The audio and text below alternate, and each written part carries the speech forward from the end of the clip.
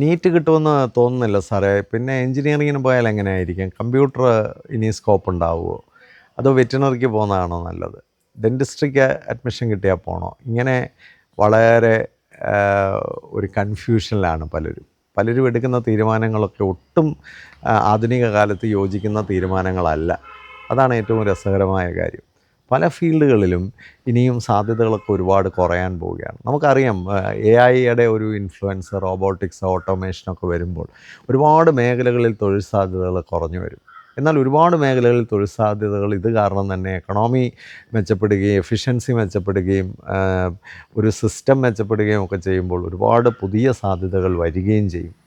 അപ്പോൾ എന്തൊക്കെയാണ് ഇനി പുതിയതായിട്ടൊക്കെ വരാൻ സാധ്യതയുള്ളതെന്ന് വലിയ ഐഡിയ ഒന്നും ഇല്ലാത്ത ഒരു കാലഘട്ടത്തിൽ, ഒരു ട്രാൻസിഷൻ പീരീഡിലാണ് നമ്മൾ നിൽക്കുന്നത്. എന്നാൽ നിലവിലുള്ള പലതും ഈ ഒരു കൺവെൻഷണൽ സ്റ്റേജിൽ കണ്ടിന്യൂ ചെയ്യാൻ ചാൻസും ഇല്ല. അപ്പോൾ ഇങ്ങനെ വരുമ്പോൾ ഒരുപാട് മാറ്റങ്ങൾ വരാൻ പോകുന്ന ഒരു ലോകമാണെന്നെങ്കിലും തിരിച്ചറിഞ്ഞുകൊണ്ട് നമ്മൾ നമ്മുടെ foundational skills, human skills, leadership qualities, communication skill, technology പഠിക്കാനുള്ള കഴിവ്, അപ്ഡേറ്റ് ചെയ്യാനുള്ള കഴിവ്, ഇങ്ങനെയുള്ള കാര്യങ്ങളൊക്കെ നമ്മൾ ഡെവലപ്പ് ചെയ്ത് കൊണ്ടുവരിക. ഇത് മാത്രമാണ് ഇനി നമുക്കുള്ളൊരു സാധ്യത. Your life, your career, your future is your responsibility. അതിനെക്കുറിച്ചാണ് ഈ വീഡിയോ സംസാരിക്കുന്നത്.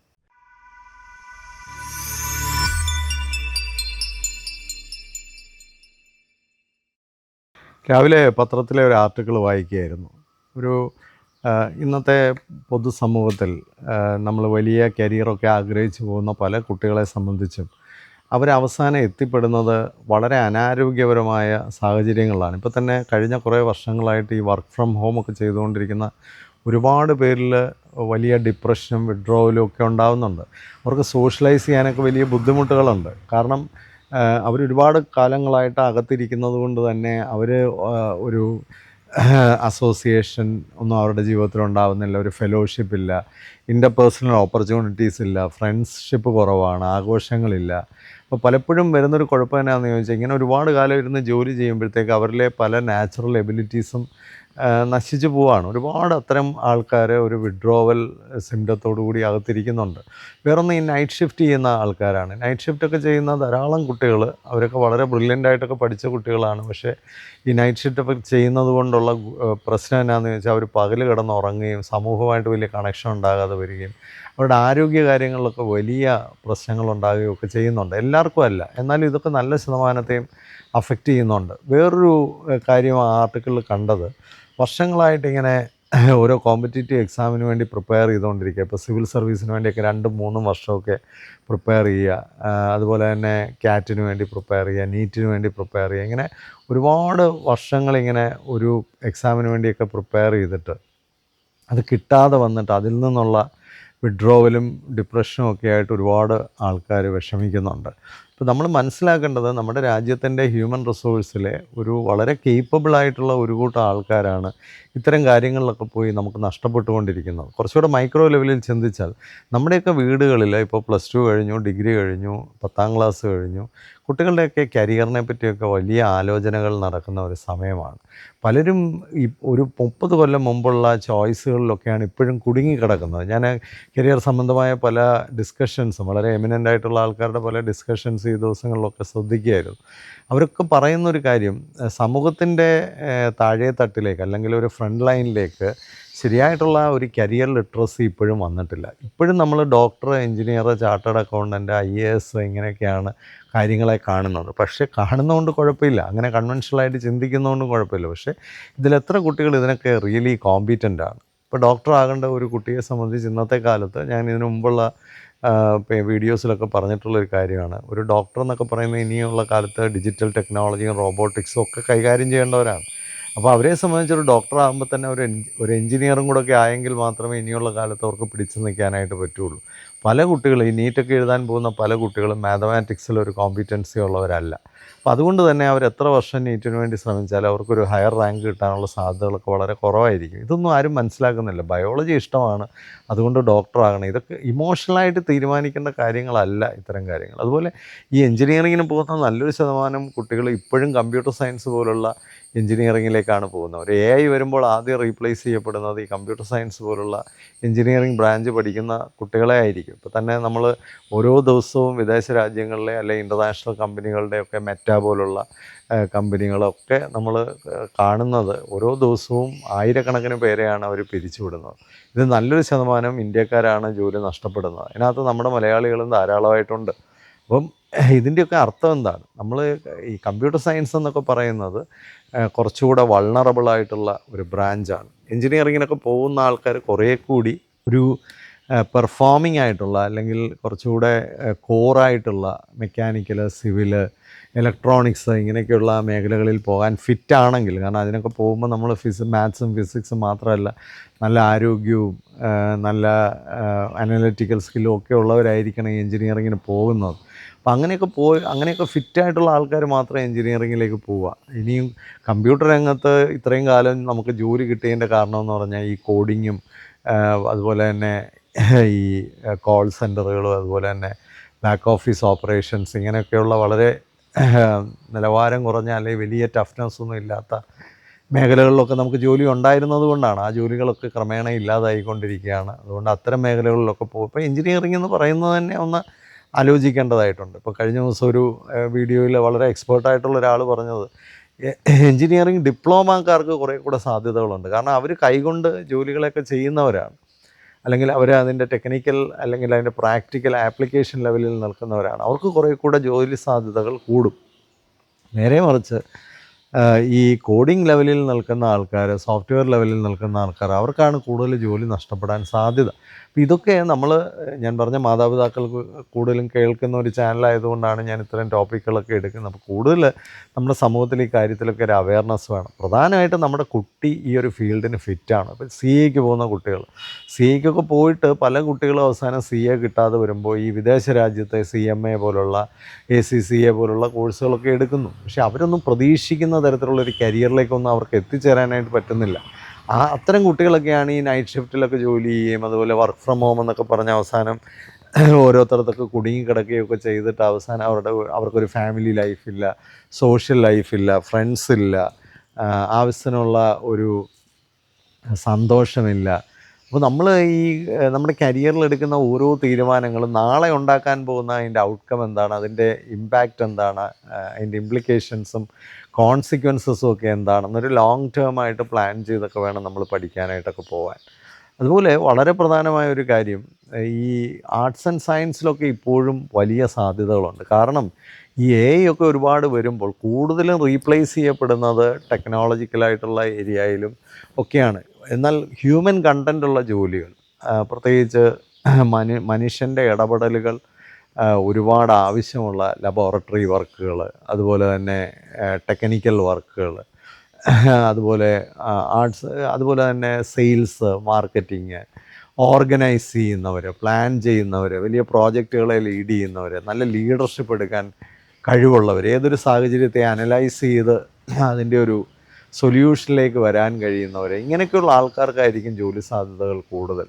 അപ്പം അത്തരം ആൾക്കാരെയൊക്കെ ക്രിയേറ്റ് ചെയ്യുന്ന ഒരു സ്ഥലമാണ് ഈ ആർട്സ് ആൻഡ് സയൻസ് കോളേജുകളുടെ ക്യാമ്പസുകളെന്ന് പറയുന്നത്. അപ്പോൾ അവിടെയൊക്കെ പോയാലുള്ളൊരു ഗുണം എന്നാന്ന് ചോദിച്ചാൽ കുറച്ചുകൂടെ വിശാലമായ അല്ലെങ്കിൽ കുറേ കൂടെ ഒരു സമഗ്രമായ ഒരുപാട് കാര്യങ്ങളിലൊക്കെ ഇടപെട്ട് പഠിക്കാനുള്ള സാധ്യതകളുണ്ട്. അവർക്കൊത്തിരി അത്തരം അവന്യൂസ് അവിടെയൊക്കെ ഉണ്ട്. പ്രൊഫഷണൽ കോഴ്സുകളിലൊക്കെ ഉള്ളൊരു കുഴപ്പം എന്നാന്ന് വെച്ചാൽ പലപ്പോഴും ഏതെങ്കിലും ഒരു പർട്ടിക്കുലർ കാര്യം മാത്രം പഠിക്കുന്നു, ഒരു ഡൊമൈൻ മാത്രം സ്പെഷ്യലൈസ് ചെയ്ത് വരുന്നവർക്കൊക്കെ ഇനിയും സാധ്യതകൾ വളരെ കുറവാണ്. അപ്പോൾ ഒന്നിൽ കൂടുതൽ കാര്യങ്ങളെ ഇൻ്റഗ്രേറ്റ് ചെയ്യാൻ നമ്മുടെ ഒരു പഠനം കൊണ്ടൊക്കെ സാധിക്കുമെങ്കിൽ അത്തരം ആൾക്കാർക്കൊക്കെ സാധ്യതകൾ വളരെയധികം കൂടും. അപ്പം ആർട്സ് ആൻഡ് സയൻസ് ഒക്കെ എടുത്ത് പഠിക്കാൻ കഴിയുന്നവർക്ക് പഠിക്കാം, അതൊക്കെ വളരെ നല്ല കാര്യങ്ങളാണ്. വിദേശ രാജ്യത്തൊക്കെ ധാരാളം ആൾക്കാർ അത്തരം കോഴ്സുകളൊക്കെ പഠിക്കുമ്പോൾ നമ്മുടെ രാജ്യത്ത് മിടുക്കരായ കുട്ടികൾ അത്തരം കോഴ്സുകളൊക്കെ എടുക്കാൻ ധൈര്യം കാണിക്കുന്നില്ല. അപ്പോൾ ഇതൊക്കെ ഒരു കരിയർ ലിറ്ററസിയും കരിയർ അവയർനെസ്സും ഒക്കെ നമ്മുടെ സമൂഹത്തിൽ ഇല്ലാത്തതിൻ്റെ ഒരു പ്രശ്നമാണ്. സാധാരണ നമ്മളെല്ലാം ചോദിക്കുന്ന ഒരു ചോദ്യമാണ് ഏത് ഫീൽഡിലാണ് സ്കോപ്പ് ഉള്ളത്. സ്കോപ്പ് എന്നൊരു സാധനം ഒരു ഫീൽഡിലും ഇല്ല എന്നുള്ളത് വളരെ സ്നേഹത്തോടെ പറയുകയാണ്. കാരണം അങ്ങനെ ഒരു സാധനം ഇല്ല. അങ്ങനെ ഉണ്ടായിരുന്നെങ്കിൽ ആ ഒരു ഫീൽഡിലൊക്കെ എല്ലാവരും അങ്ങ് വന്നാൽ മതി. ഇപ്പോൾ എ ഐ എന്നൊക്കെ പറയുന്നത് ഒരു സ്കോപ്പല്ല. കാരണം എ ഐ എന്ന് പറയുന്നത് എല്ലാ ഫീൽഡിലും ഇനി ഉപയോഗിക്കുന്ന ഒരു സാധനമാണ്. ആ എ ഐയുടെ പ്ലാറ്റ്ഫോമൊക്കെ ഉണ്ടാക്കാൻ കഴിയുന്ന, അല്ലെ എ ഐയുടെ ഏറ്റവും ടോപ്പിലെ ഡിസൈനിങ്ങും മറ്റുമൊക്കെ ചെയ്യാൻ കഴിയുന്ന, അതിൻ്റെ ഇൻഫ്രാസ്ട്രക്ചറൊക്കെ ഉണ്ടാക്കാൻ കഴിയുന്ന ആൾക്കാരൊക്കെ എന്ന് പറയുന്നത് ഒരു എലീറ്റായിട്ടുള്ള ഏറ്റവും മിടുക്കരായിട്ടുള്ള കുറച്ച് പേർക്ക് ആ ഫീൽഡിൽ നിൽക്കാമെന്നുള്ളതല്ലാതെ എല്ലാവരും കൂടെ എ ഐ പഠിക്കാൻ പോയിട്ട് കാര്യമില്ല.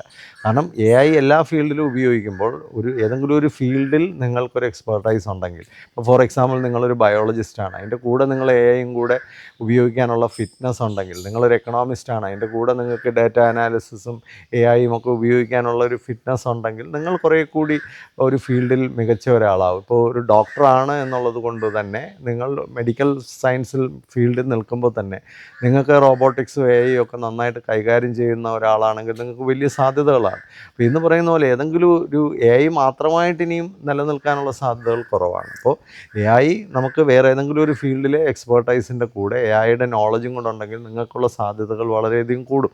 അപ്പം അതിൻ്റെ കൂടെ തന്നെ നമ്മൾ മനസ്സിലാക്കേണ്ടത് ഇനി മീഡിയോക്കറായിട്ടുള്ള ആൾക്കാർക്ക് ഒരു ഫീൽഡിൽ സാധ്യതകളില്ല. അപ്പോൾ നമ്മൾ പ്രധാനമായിട്ട് നോക്കേണ്ടത് ഏത് ഫീൽഡിൽ പോയാലാണ് എനിക്കൊരു എക്സലൻ്റ് ആകാൻ പറ്റുന്നത്, എനിക്കൊരു ഏറ്റവും ടോപ്പ് ആകാൻ പറ്റുന്നത്, അങ്ങനെ ഒരു ഫീൽഡിലേക്കാണ് പോകേണ്ടത്. എല്ലാ ഫീൽഡിലും ഒരു 20% ആൾക്കാർക്ക് സാധ്യത കിട്ടുകയും ബാക്കി ആൾക്കാർക്ക് സാധ്യത ഇല്ലാതായി പോവുകയും ചെയ്യും. അതുകൊണ്ട് തന്നെ ആ 20%-ൽ എത്താൻ പറ്റുന്ന മേഖല എനിക്ക് ഏതാണ്, ഇതനുസരിച്ചിട്ടാണ് നമ്മൾ പോകേണ്ടത്. അല്ലാതെ മെഡിസിൻ കിട്ടിയില്ലെങ്കിൽ നേരെ എഞ്ചിനീയറിങ്ങിന് പോവുക, അത് കിട്ടിയില്ലെങ്കിൽ സി എക്ക് പോവുക, അതും കിട്ടിയില്ലെങ്കിൽ സിവിൽ സർവീസിന് പോവുക. ഇങ്ങനെ നമ്മൾ ചിന്തിച്ച് കഴിഞ്ഞാൽ നമ്മൾ ഒരിടത്തും അവസാനം എത്താൻ പോകുന്നില്ല. നിങ്ങളുടെ കോർ ക്വാളിറ്റീസും കോമ്പിറ്റൻസീസും എവിടെയാണ്, നിങ്ങൾക്ക് ഡെവലപ്പ് ചെയ്യാൻ പറ്റുന്ന സാധ്യതകൾ എന്തെല്ലാമാണ്, നിങ്ങളെ ഒരു വാല്യൂ ഉള്ള ഒരാളാക്കി മാറ്റാൻ നിങ്ങൾക്ക് എന്തെല്ലാം കാര്യങ്ങൾ ട്രെയിനിങ് എടുത്താൽ സാധിക്കും, അതാണ് നമ്മൾ മനസ്സിലാക്കേണ്ടത്. അപ്പോൾ എപ്പോഴും ഇന്നൊവേറ്റ് ചെയ്ത് ഏത് ഫീൽഡിൽ ചെന്നാലും എപ്പോഴും ഇന്നൊവേറ്റ് ചെയ്യുക, അപ്ഡേറ്റ് ചെയ്യുക, എപ്പോഴും നമ്മളെ എനർജൈസ് ചെയ്യുക.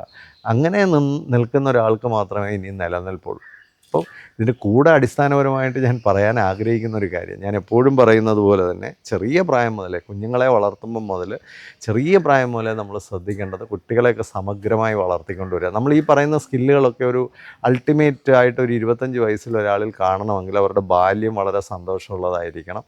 ബാല്യത്തിൽ തന്നെ അവരുടെ ശാരീരിക ആരോഗ്യം, മാനസികാരോഗ്യം, വൈകാരികമായ ആരോഗ്യം, അതുപോലെ തന്നെ അവരുടെ പേഴ്സണാലിറ്റി, അവരുടെ ബിഹേവിയർ, ആറ്റിറ്റ്യൂഡ്, ഇതിലൊക്കെ നമ്മൾ നല്ല സമഗ്രമായ ഒരു വളർച്ച. ഇപ്പോൾ സ്കൂളുകളൊക്കെ പ്രധാനമായിട്ടും ചെയ്യേണ്ടത്, പ്രൈമറി സ്കൂൾസൊക്കെ ചെയ്യേണ്ടത്, they should address the whole child. കുട്ടിയുടെ ഒരു വെറുതെ സ്പെല്ലിങ് പഠിപ്പിക്കുക, ഭാഷ പഠിപ്പിക്കുക, കണക്ക് പഠിപ്പിക്കുക എന്നുള്ള ഒരു പ്രൈമറി ലെവലിൽ നിൽക്കാതെ we must have to address the whole child. കുട്ടിയുടെ ഒരു ഇൻ്റഗ്രേറ്റഡ് ഡെവലപ്മെൻ്റ് ആയിരിക്കണം ഒരു പ്രൈമറി സ്കൂൾ ഉറപ്പുവരുത്തേണ്ടത്. ഹൈസ്കൂളിലേക്കൊക്കെ വന്ന കുട്ടികളുടെ പേഴ്സണാലിറ്റി, സ്കിൽസ്, ആറ്റിറ്റ്യൂഡ് ഒക്കെ ഡെവലപ്പ് ചെയ്യാൻ, അവരുടെ കുറച്ചുകൂടെ ഡീപ്പായിട്ടുള്ള നോളജ് ഒക്കെ ഡെവലപ്പ് ചെയ്യാനായിട്ട് നമ്മൾ ശ്രമിക്കുക. അത് ഹൈസ്കൂളിലൊന്നും നടക്കുന്നേ ഇല്ല. നമ്മളെങ്ങനെയെങ്കിലും പരീക്ഷയൊക്കെ പാസ്സാക്കി ഒരു സിലബസൊക്കെ കംപ്ലീറ്റ് ചെയ്ത് അവരെ എന്തെങ്കിലുമൊക്കെ തട്ടിക്കൂട്ടി മാറ്റാനാണ് ശ്രമിക്കുന്നത്. വളരെ ഫേമസ് ആയിട്ടുള്ള സ്കൂളുകളിൽ പോലും നടക്കുന്നത് ഈ പരീക്ഷ എഴുതിപ്പിക്കാനുള്ള പരിപാടികളാണ്. ഇപ്പോൾ അവധിക്ക് തന്നെ നമ്മൾ ഫസ്റ്റ് മിഡ് ടേം, അതുപോലെ തന്നെ mid term, second mid term, second term, ഇതിൻ്റെ എല്ലാം ഡേറ്റുകളെല്ലാം ഫിക്സ് ചെയ്ത് വെച്ച് കഴിഞ്ഞു. കുട്ടികൾക്ക് ഡെവലപ്മെൻറ്റ് കൊടുക്കാൻ ഇതുകൊണ്ട് മാത്രം സാധിക്കില്ല. സ്പോർട്സ്, ആർട്സ്, വോളണ്ടറി ആക്ടിവിറ്റീസ്, ഒരുപാട് extra curricular activities, reading, presentation skill, communication skill, ഇങ്ങനെയൊക്കെയുള്ള ഒരുപാട് കാര്യങ്ങൾ കുട്ടികളെ ഡെവലപ്പ് ചെയ്തെങ്കിൽ മാത്രമേ ഇവരൊക്കെ നാളത്തെ ഒരു ചലഞ്ചിനെ വിസ്റ്റാൻഡ് ചെയ്യാൻ പറ്റുള്ളൂ. ഒരു 10 കൊല്ലം കഴിയുമ്പോൾ വരാൻ പോകുന്ന സാധ്യതകളും അവസരങ്ങളും വെല്ലുവിളികളും ഒക്കെ എന്താണെന്ന് വലിയതായിട്ട് നമുക്ക് പ്രഡിക്റ്റ് ചെയ്യാനൊന്നും പറ്റത്തില്ല. പക്ഷെ അങ്ങനെയുള്ളൊരു സാഹചര്യത്തിൽ ഒരേ ഒരു ഗ്യാരൻറ്റി എന്ന് പറയുന്നത് നമ്മൾ കുട്ടികളുടെ ബേസ് വളരെ സ്ട്രോങ് ആക്കി മുമ്പോട്ട് കൊണ്ടുവരിക, നല്ല സോളിഡ് ഫൗണ്ടേഷനുള്ള കുട്ടികളായിട്ട് കൊണ്ടുവരിക. ഏത് സാഹചര്യമായിട്ടും പെട്ടെന്ന് ഫ്ലെക്സിബിളായിട്ട് അഡാപ്റ്റ് ചെയ്യാൻ പറ്റുന്ന, കൊളാബറേറ്റ് ചെയ്യാൻ പറ്റുന്ന, ലീഡ് ചെയ്യാൻ പറ്റുന്ന, അഡ്ജസ്റ്റ് ചെയ്യാൻ പറ്റുന്ന വ്യക്തിത്വങ്ങളെ നമ്മൾ സൃഷ്ടിക്കുക എന്നുള്ളതേ ഉള്ളൂ. അപ്പം അതിന് സ്കൂളിങ്ങിലൊക്കെ വലിയ മാറ്റങ്ങൾ വരണം. ഇപ്പം ഈ സ്കൂളിങ്ങിൻ്റെ പശ്ചാത്തലത്തിൽ നടക്കുന്ന ചർച്ചകളും മറ്റുമൊക്കെ വളരെ ഔട്ട്ഡേറ്റഡ് ആണെന്ന് പറയേണ്ടി വരും. കുട്ടികളെ എൻഗേജ് ചെയ്ത് കുട്ടികളെ സ്മാർട്ടാക്കി കുട്ടികളെ ഓർഗനൈസ് ചെയ്ത് കുട്ടികളെ ലീഡർഷിപ്പിലേക്കൊക്കെ കൊണ്ടുവന്നില്ലെങ്കിൽ ഒരു കരിയറിലും അവർ സക്സസ്ഫുൾ ആകാൻ പോകുന്നില്ല. വീണ്ടും ഞാൻ ഓർമ്മിപ്പിക്കുകയാണ്, ഒന്നിനും ഒരു സ്കോപ്പില്ല. നമ്മളാണ് സ്കോപ്പായി മാറേണ്ടത്. സ്കോപ്പായി മാറാൻ പറ്റുന്ന രീതിയിൽ നമ്മളെ ഓരോരുത്തരെയും നമ്മൾ രൂപപ്പെടുത്തിയെടുക്കുക. അതിൽ പാരൻറ്റിങ്ങിന് വലിയ റോളുണ്ട്, ടീച്ചേഴ്സിന് വലിയ റോളുണ്ട്, എഡ്യൂക്കേഷൻ ആസ് ഇറ്റ് ഈസ് വലിയ റോളുണ്ട്. എല്ലാവർക്കും നല്ല ആശംസകൾ നേരുന്നു. അത്യാവശ്യമെങ്കിൽ ഒരു കരിയർ ഗൈഡൻസ് ഒക്കെ എടുക്കുന്നത് എപ്പോഴും നല്ലതാണ്. കാരണം കാര്യങ്ങൾ കുറച്ചുകൂടെ ഒന്ന് മനസ്സിലാക്കി ഓരോ ഫീൽഡിലേക്കൊക്കെ പോകാനും, മാത്രമല്ല ഏത് ഫീൽഡിൽ ചെന്നാലും അവിടെ പിന്നീട് നമ്മൾ നടത്തേണ്ട ട്രെയിനിങ്, പ്ലാനിങ് എന്താണ്, ഓർഗനൈസിങ് എന്താണെന്നൊക്കെ മനസ്സിലാക്കാനും നിങ്ങളെ സഹായിക്കും. എല്ലാവർക്കും ആശംസകൾ നേരുന്നു. Happy living.